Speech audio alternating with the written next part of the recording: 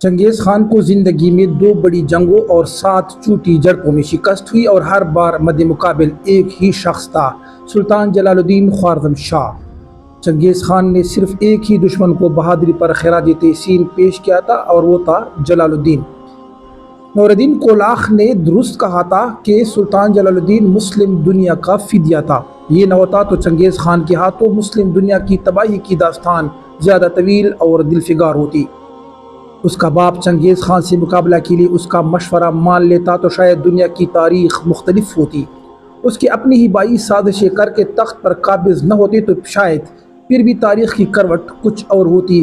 کیسا انسان تھا، تخت بائیوں کے پاس چھوڑ کر جنگل کو نکلا، سلطنت کسی اور آزمائش میں نہ پڑ جائے۔ شکست کی راکھ سے اس نے عزیمت کا پرچم اٹھایا، کبھی 1000 کبھی 5000 جتنے جنگجو ملتے وہ ان کے ساتھ چنگیز خان کے لیے چیلنج بنا رہا، یہاں تک کہ وہ وقت آیا جب اس کے پاس ایک لشکر جرار تھا۔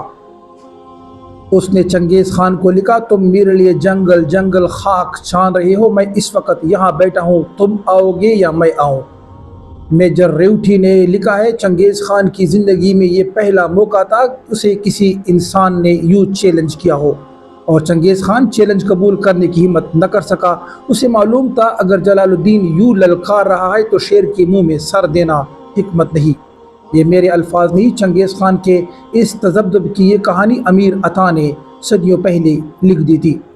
وہ لکھتے ہیں، شیر خوارزم کے اس چیلنج نے شیر چنگیز خان کو پاگل کر دیا تھا۔ وہ صبح سے شام لشکر کی تیاریوں پر صرف کرنے لگ گیا، لیکن پھر بھی اسے تسلی نہیں ہو رہی تھی کہ کیا وہ جلال الدین کا مقابلہ کرنے کو تیار ہے یا ابھی کچھ کمی رہ گئی ہے۔ اسے معلوم تھا للکارنے والا کون ہے، یہاں تک کہ پھر ایک گھوڑے پر سلطان کے لشکر کے سالاروں میں جھگڑا ہو گیا اور ٹوٹ پڑ گئی۔ افغان سالار ناراض ہو کر لشکر لے کر چلا گیا۔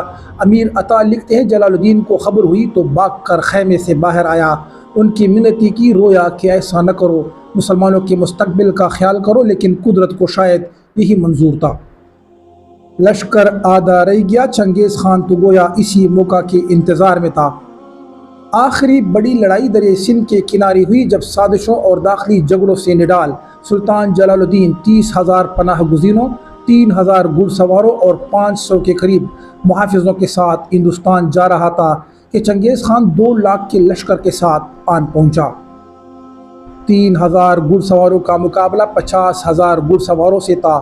گلوبل کرونالوجی آف کانفلکٹ کے مصنف نے لکھا، جلال الدین یوں لڑا کہ چنگیز خان حیران رہ گیا۔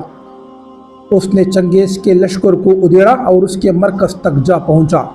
پھر 70,000 کی مزید کمک چنگیز خان کو آن پہنچی۔ زخموں سے نڈال سلطان گھیرے میں آ گیا تو چنگیز نے حکم دیا، اسے زندہ گرفتار کر کے پیش کیا جائے۔ سلطان کے سامنے چنگیز تھا اور پیچھے دریائے سندھ۔ اس نے گرفتاری دینے کے بجائے پہاڑ سے گھوڑا دریا میں ڈال دیا۔ یہ نسیم حجازی کی نہیں، میجر ریوٹھی کی روایت ہے کہ چنگیز خان کو اس کے تعاقب میں گھوڑا دریا میں ڈالنے کی ہمت نہ ہو سکی۔ وہ حیران کڑا زخمی سلطان کو دیکھتا رہا، اسے یقین نہیں آ رہا تھا کوئی یوں بھی کر سکتا ہے۔ پھر اس نے اپنی فوج کے سالاروں کو بلا کر کہا، اس شخص کو دیکھو، اس کی ماں کو اس پر فخر ہونا چاہیے، کیسا بہادر پیدا کیا۔ لیکن یہی وہ وقت تھا جب سلطان کی ماں وہی پاس دریا سندھ میں ڈوب رہی تھی۔ یہ مقام پاکستان میں ہے اور گھوڑا تھرپ کے نام سے مشہور ہے۔ لوگ دیکھتے ہیں اور یقین نہیں کرتے کہ کوئی یہاں پہاڑ سے سیدھا نیچے دریا میں گھوڑا کیسے ڈال سکتا ہے۔